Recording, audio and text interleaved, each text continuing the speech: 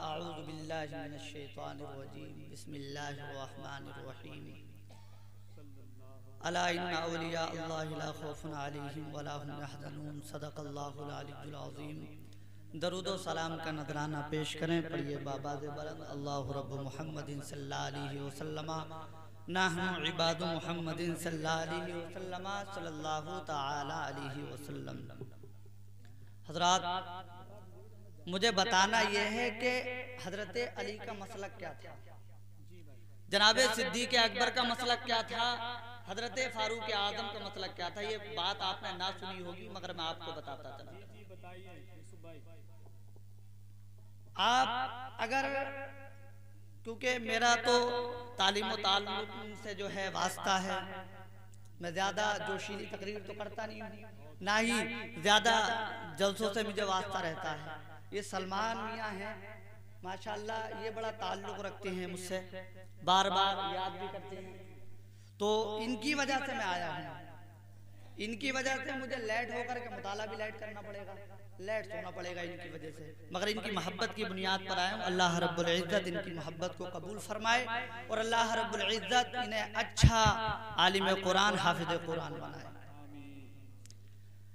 हजरत अली का मसलक क्या था, इमाम हसन का मसलक क्या था, इमाम हुसैन का मसलक क्या था। एक शख्स ने इंतहा कर दी, ताज्जुब हुआ मुझे इस बात के ऊपर। एक शख्स ने कहा कि जो मसलक आला हजरत का नारा लगाए वो ईमान से खारिज हो जाता है। मैं डर गया कि चार मसलक है, चार मैं मानता हूँ ठीक है। पहला मसलक इमाम आदम अबू हनीफा का है, नहीं है। दूसरा मसलक इमाम अहमद बिन हंबल का है। तीसरा इमाम मालिक का है। चौथा इमाम शाफिई का है। ये चार मसलक हो गए। ये पांचवा मसलक आया क्यों, ये पांचवा मसलक बनाया क्यों, इमाम अहमद रज़ा का नाम लिया क्यों। मगर एक बात और बताता चलूं, मसलक अहले सुन्नत वल जमात भी नारा लगाया जाता है। अब अहले सुन्नत वल जमात, आप बहस कर रहे हो मुझसे, अहले सुन्नत वल जमात ये पांचवा मसलक आया कहां से। एक मौलाना जमाल अख्तर साहब गोंडा के मेरे पास क्लिप आई, वो कह रहे थे मसलकों की भीड़ लगा दी, भीड़। तो मैंने क्या रही, कौन से मसलक ज्यादा लग गए। मैंने फोन पे बात की, मैंने मौलाना साहब आपको ये मसलकों की भीड़ कहाँ से लग गई। चार मसलक हैं, पांचवा मसलक कोई नहीं है। इन चारों मसलक के मजमूए का नाम मसलक अहले सुन्नत वल जमात। अब वो पूछने लगे, ये कहते उन्होंने तकरीर में ये बात कही थी कि नबी के जमाने में अहले सुन्नत वल जमात का मसलक रहा, नबी करीम सल्लल्लाहु ताला अलैहि वसल्लम के जमाने में अहले सुन्नत वल जमात का मसलक रहा। मैंने कही मौलाना झूठ मत बोलो, मसलक अहले सुन्नत वल जमात का इजमा बड़े दिनों के बाद हुआ है। आपको बताता चलूं, नबी के जमाने के अंदर इस जमात को अगर कहा जाता था तो माना व असहाबी कहा जाता था। जनाब सिद्दीक़ अकबर की जमात को माना व असहाबी कहा जाता था।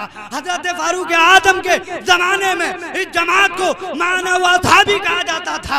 हजरत उस्मानी गनी के जमाने में इस जमात को माना व असहाबी कहा गया। हजरत दामाद पैगंबर मौला अली शेर खुदा के जमाने में इस जमात को माना व असहाबी कहा गया। इमाम हसन के जमाने में भी, इमाम हुसैन के जमाने में भी।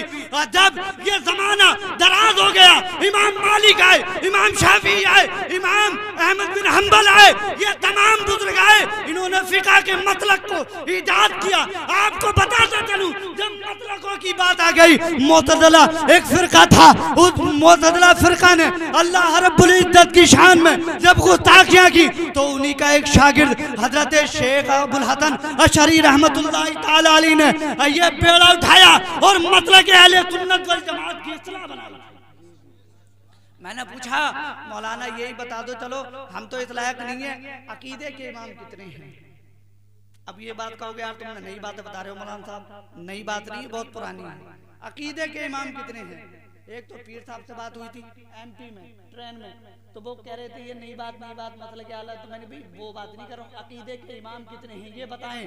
मैंने पूछा कुल इमाम कितने हैं और ये भी बताओ अहले सुन्नत वल जमात के जो इमाम हैं, आदमियों के इमाम कौन है और अरबियों के इमाम कौन है। हालांकि मैंने बात बिल्कुल जाहिर कर दी थी, मगर मैंने जब उन्होंने पूछा चलो नाम तो बताओ, शायद मेरे जहन से उड़ रहे हैं, मैं बता देता हूँ। मैंने बताया एक का नाम अबू मंसूर मातुरीदी है, एक का नाम शेख अबुल हसन अशरी रहमतुल्लाहि ताला अलैहि है।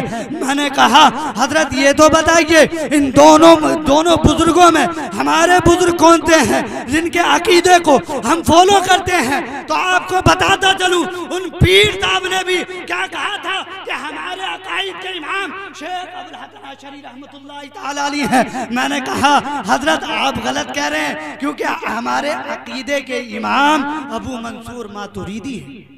अकीदे के कितने इमाम हैं? दो, एक शेख अबुल हसन अशरी रहमतुल्लाहि ताला अलैहि और एक अबू मंसूर मातुरीदी। अबू मंसूर मातुरीदी अजमियों के अकीदे के इमाम हैं, और अरबी जितनी कंट्री अरबियों की हैं वो सारी इनके इमाम जो हैं शेख अबुल हसन अशरी रहमतुल्लाहि ताला अलैहि हैं। तो कह रहे फिर भी हमारी बात कब हुई? आप तो चलो मसलक अहले सुन्नत वल जमात का हम नारा लगा देंगे। मैंने कही भाई चलो रामपुर चलो। रामपुर में उस जमाने के अंदर सैयद अफजल हुसैन जिस अखबार के एडिटर थे, आपको बताता चलूं उन्हीं के ने अपनी किताब अपने उसी अखबार दबदबा सिकंदरी में 1925 के अंदर मुरादाबाद में सुन्नी कॉन्फ्रेंस हुई थी। आपको बताता चलूं उस कॉन्फ्रेंस में 25,000 उलमा मशाइख मौजूद थे। उस पर ये बात मुत्तफिका तौर पर रखी गई और वहां पर ये बात पूरी की गई। माँ अना वासहाबी और शेख अब्दुल हक मुहद्दिस देहलवी, अल्लामा फजल बदायूनी, मुफ्ती इरशाद हुसैन मुजद्दिदी और आला हजरत को जो माने वो सही सुन्नी सही उल अकीदा मुसलमान है। ये बात रखी गई। मतलब कि आला हजरत का इज्मा हमारे अब्बा ने नहीं किया है, 1925 में हमारे उन बुजुर्गों ने किया है। आज के पीर अरे ताजुशरिया भी उन जैसे बुजुर्गों की तरह नहीं हो सकते। उस जमाने के बुजुर्ग बहुत बड़े बुजुर्ग थे, उनकी शान बहुत बुलंदो बाला थी। आपको बताता चलूं उसमें हजरत खलीफा आला हजरत सैयद दीदार अली भी थे। और पीर नारे रिसालत खलीफे सरकार ताजुशरिया हजरत अल्लामा मुफ्ती मुजम्मिल हुसैन कादरी शहंशाह तरन्नुम जनाबे वसीम अजहर बहलवी नारे तकबीर। तो हजरात आप हुजूर शाह मदार को मानने वाले हो ना? अरे मानने वाले हो ना? हम वो वाले नहीं, हम सबको मानते हैं। वही तो कह रहा हूँ, सबा तमाम बुजुर्गान दीन को मानने वाले हो। तो वही तो कह रहा हूँ मैं भी, सबको मानते हो ना? उनके पीरो मुर्शिद का नाम क्या है? उनके पीरो मुर्शिद का नाम याद है किसी को? हुजूर शाह मदार आदम के पीरो मुर्शिद का नाम बायजीद बुस्तामी रज़ियल्लाहु तबारक व तआला अन्हु। जब वो 6 साल के थे, उनके पीरो मुर्शिद के ताल्लुक से बता दूं, हुजूर शाह मदार के जब 6 साल के थे, हजरत बायजीद बुस्तामी रज़ियल्लाहु तबारक व तआला अन्हु तो उनकी वालिदा मोहतरमा अपने 6 साल के बेटे को पकड़ करके एक आलिम दीन के पास ले गई और ले जाने के बाद कहा उन आलिम दीन से, ये मेरा बेटा है, जब ये लायक बन जाए तो इस बेटे को मेरे पास भेज देना, जब तक लायक ना बने इस बेटे को मेरे पास ना भेजना। अल्लाहु अकबर कबीरा।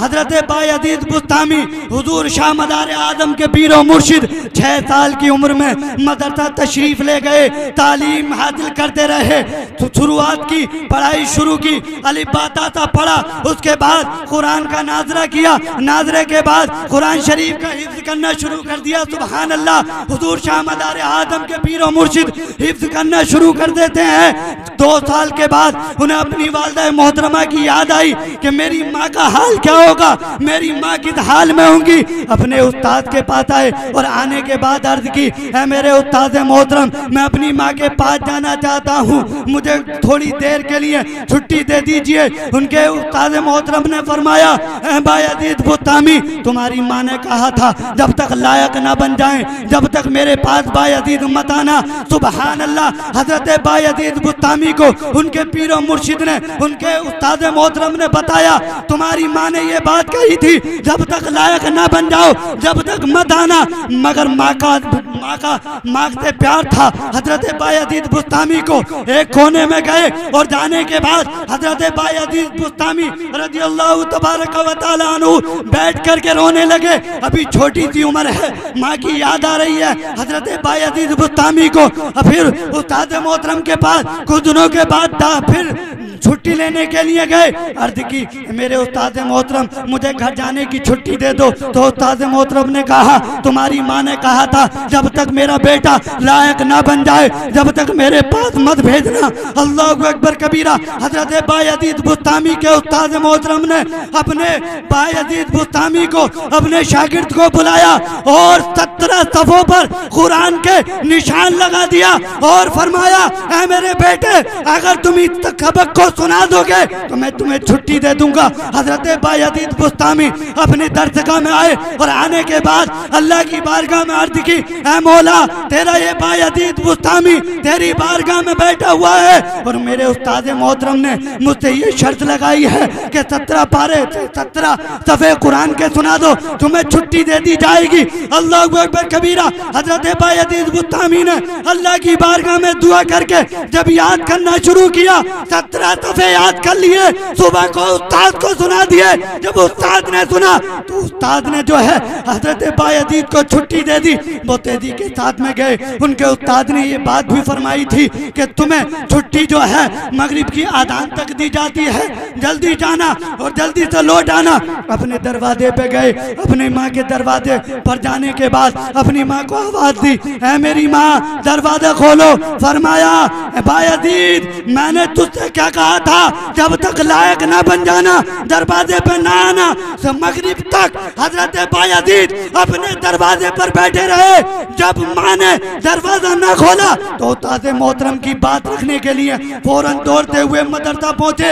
हत्ता के हजरत बायजीद बुस्तामी ने 40 साल तक मुसलसल तालीम हासिल करते रहे।